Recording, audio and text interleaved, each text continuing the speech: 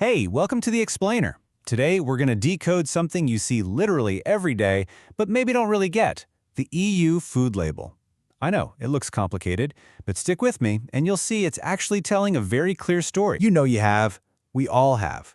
You pick up a box in the supermarket and you're hit with this wall of tiny text, tables, and weird symbols. It feels like you're trying to crack a secret code, right?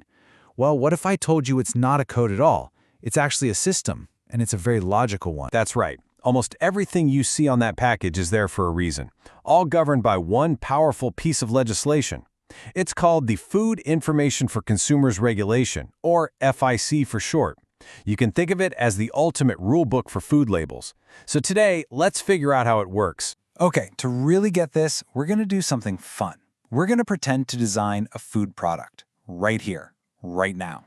And our first stop is the absolute basics, the non-negotiable blueprint that every single food product in the EU has to follow. So before a designer even thinks about picking cool fonts or flashy colors, they have to take every single box on this list. This comes straight from Article 9 of that FIC regulation, and it is the absolute foundation of the label. These are not suggestions, folks. They are the law. All right, with our blueprint in hand, Step 2 for our make-believe product is to get into what's actually inside the package.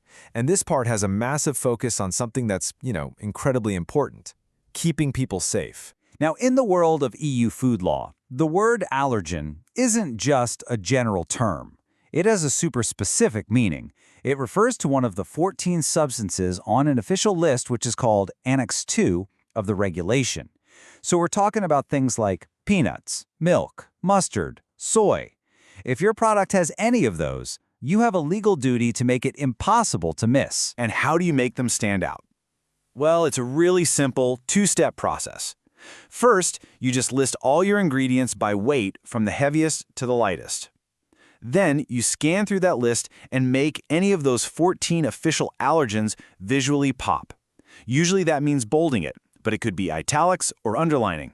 The goal is just instant, unmistakable recognition for the consumer. And get this, look how thorough this rule is. It's not good enough to just list some scientific-sounding ingredient like sodium caseinate. The law says you have to spell out where the allergen comes from, in this case, milk, and then emphasize it. So on the label, you'd actually see sodium caseinate, milk. It's all about zero confusion. Okay, let's add another layer to our product design. Say we want to market our new soup based on its star ingredient.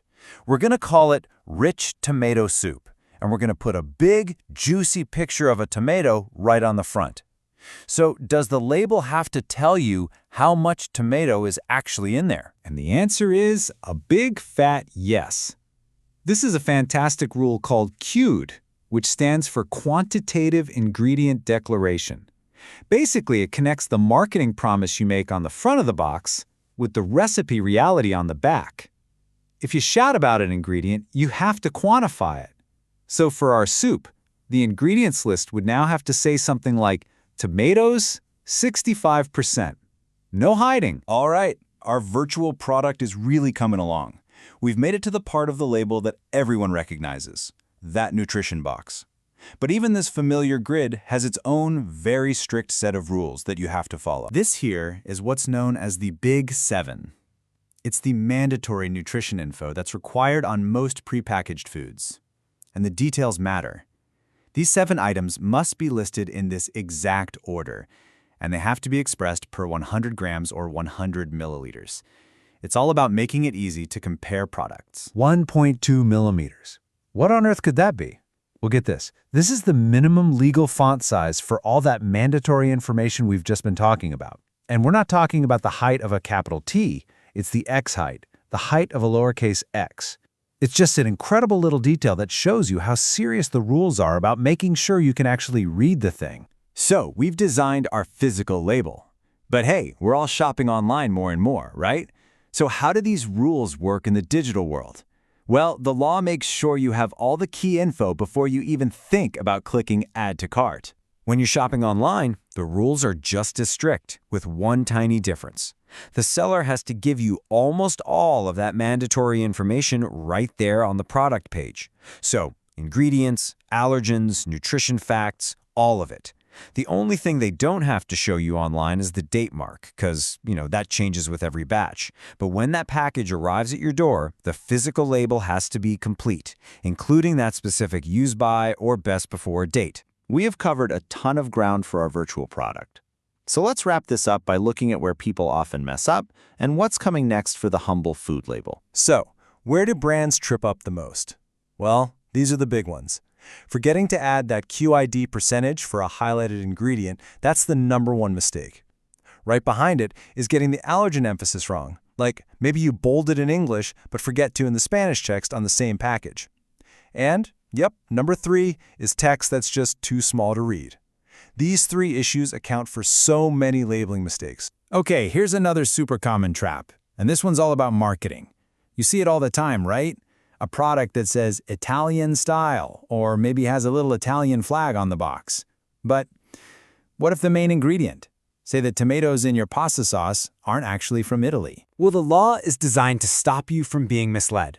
If you imply your product is from a certain country, but its main ingredient is from somewhere else, you are required to declare that ingredient's true origin.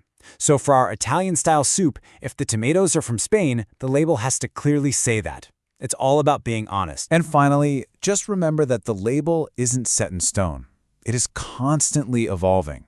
In fact, just at the end of 2023, new rules for wine labels kicked in.